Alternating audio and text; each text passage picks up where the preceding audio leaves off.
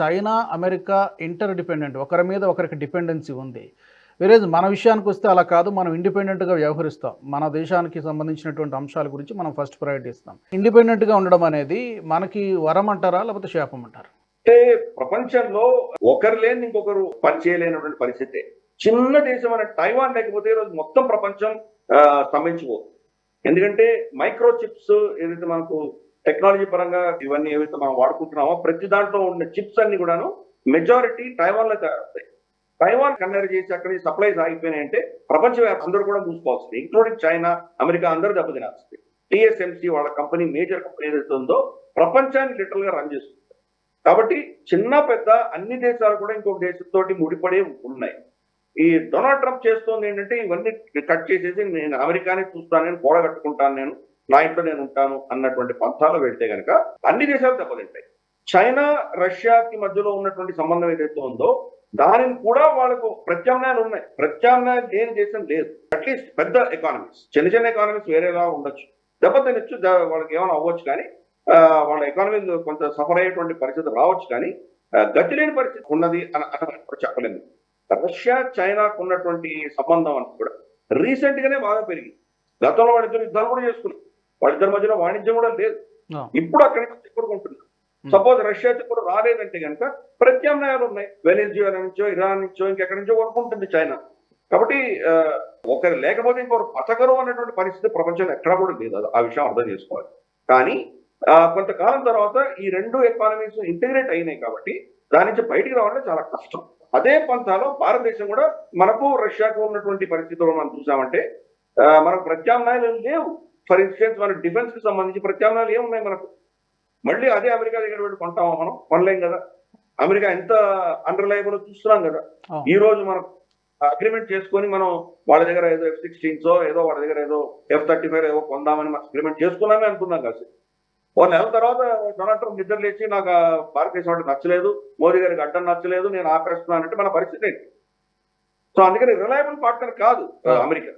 కాబట్టి మనకు గతి లేదు, మనం మళ్ళీ రష్యా నుంచి కొనుక్కోక తప్పదు. మళ్ళీ ఇప్పుడు Su-57 అంటున్నాము, ఇంకేదో S-500 అంటున్నాము, మళ్ళీ వాళ్ళ దగ్గరికి వెళ్ళడం తప్పట్లేదు. మనం ఆత్మనిర్భరత పెంచుకుంటున్నాము, కానీ మనం ఇంకా ఆ స్థాయిలో లేము. మనం కంప్లీట్ 100% మనమే మన దేశంలో చేసుకునేటువంటి పరిస్థితిలో మనం లేము. కాబట్టి మనం ఆ రష్యా మీద డిపెండెన్సీ అన్నది ఉన్నది మనకు. దాని మీద దెబ్బ కొడితే కనుక అమెరికా నుంచి మనం మరీ దూరం వెళ్ళి, గతంలో ఎప్పుడూ అమెరికా కూటమిలో లేవు, మనం అమెరికాకు దగ్గరగా లేము. మనం రష్యా నుంచి మనం దూరం చేసి అమెరికాకు దగ్గర తీసుకెళ్లే ప్రయత్నాలు జరిగినాయి. గత ప్రభుత్వాలు చాలా కష్టపడి ప్రయత్నం చేశాయి. బిల్ క్లింటన్ ప్రభుత్వం దగ్గర నుంచి తీసుకున్నాము, తర్వాత బుష్ ప్రభుత్వము, తర్వాత ఒబామా ప్రభుత్వము, బైడెన్, ఈవెన్ ట్రంప్ కూడా, వీళ్ళందరూ కూడా భారతదేశాన్ని క్రమేపీ అమెరికాకు దగ్గర తీసుకొచ్చే ప్రయత్నం చేశారు.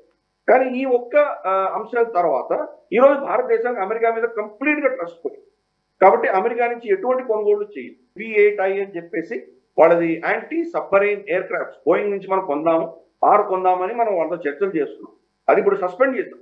$3.6 మిలియన్ కాంట్రాక్ట్ సస్పెండ్ చేశాం, పోయింది వాళ్ళతో. కాబట్టి మనకు కూడా ఆప్షన్ లేదు, మళ్ళీ రష్యా దగ్గర వెళ్ళక తప్పదు. చైనాకి ఎలాగైతే రష్యాతో అనుసంధానమే ఉన్నారో మనం కూడా అలాగే రష్యాతో అనుసంధానమే ఉన్నాం. ఇంకా చెప్పాలంటే మనం అమెరికా నుంచి మనం విడిపోవచ్చు. అమెరికా మన మీద ఆంక్షలు వేసి మన దగ్గర వాళ్ళు కొనుక్కోకపోతే మనకు ప్రత్యామ్నాయాలు. కాబట్టి అమెరికా నుంచి మనం అంత ఇబ్బందికరమైన పరిస్థితి లేదు. మన మొత్తం ఎక్స్పోర్ట్స్ లో 18% మాత్రమే అమెరికాకి ఎక్స్పోర్ట్ చేస్తున్నాము. దాంట్లో కూడా ఒక 12-15% మాత్రమే మన టెక్స్టైల్స్ ఎక్స్పోర్ట్స్ ఉన్నాయి. పెద్దగా దెబ్బతినే టెక్స్టైల్స్ దెబ్బతి ఉంటాయి. ఫర్ ఇన్స్టెన్స్ మనకు అమెజాన్, టార్గెట్, వాల్మార్ట్ ఇటువంటి కంపెనీలన్నీ కూడా లేటెస్ట్ గా భారతదేశం నుంచి కొనుగోలు ఆపేశారు, వాళ్ళు కాంట్రాక్ట్లు ఆపేశారు.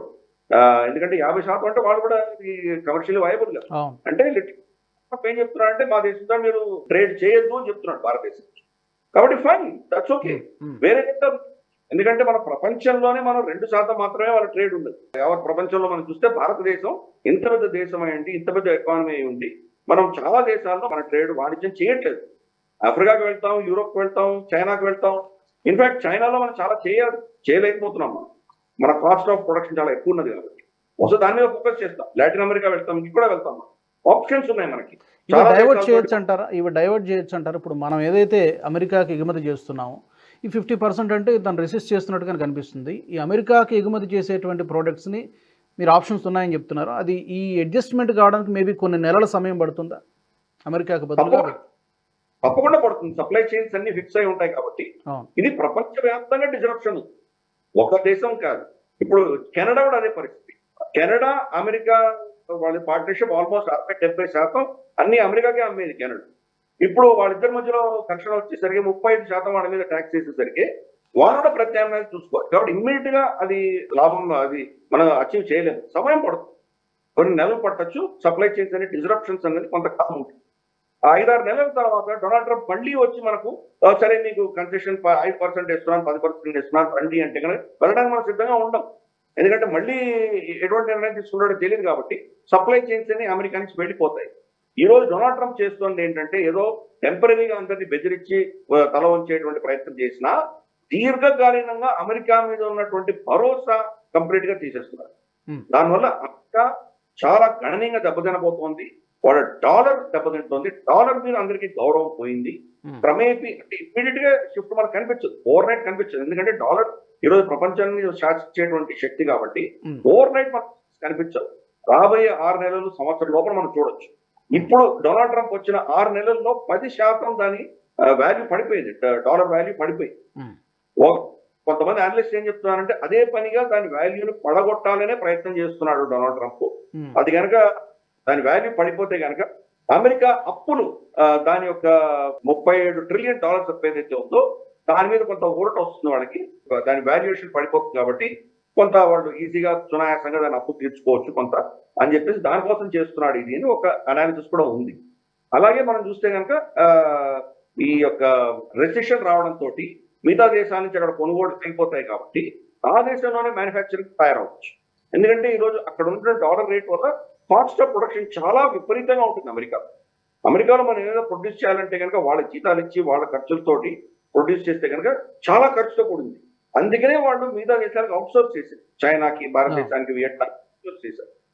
ఇప్పుడు డాలర్ రేట్ పడిపోయి రెసెషన్ ఆ దేశంలో వస్తే కనుక అక్కడ కూడా వాళ్ళ జీతాలు తగ్గిపోతాయి కాబట్టి మళ్ళీ మ్యానుఫ్యాక్చరింగ్ వచ్చే ప్రయత్నం చేద్దామని ప్రయత్నిస్తున్నారు. అంటే డొనాల్డ్ ట్రంప్ ఉండేది 3 సంవత్సరాలే, ఇంకా 3-3.5 సంవత్సరాలే ఉంటాడు. తను 3-4 సంవత్సరాలు పెట్టిపోతాడు. 3-4 సంవత్సరాల్లో మొత్తం మ్యానుఫ్యాక్చరింగ్ అమెరికాకి ఎలా షిఫ్ట్ చేయగలడు. కాబట్టి చాలా దేశాలు, చైనా కావచ్చు లేదా ఈవెన్ భారతదేశం, ఇప్పుడు మనం ఏంటంటే అమెరికాని కట్ చేయి వదిలేస్తాం, 3.5 సంవత్సరాల తర్వాత చూద్దామంట. 3.5 సంవత్సరాల్లో అమెరికా కంప్లీట్ గా సర్వనాశనం అయిపోయింది. అంటే చాలా పెద్ద ఎకానమీ, దాన్ని కంప్లీట్ గా దివాళా తీస్తుందని ఎవరు చెప్పలేరు, చెప్పడం చాలా తప్పది.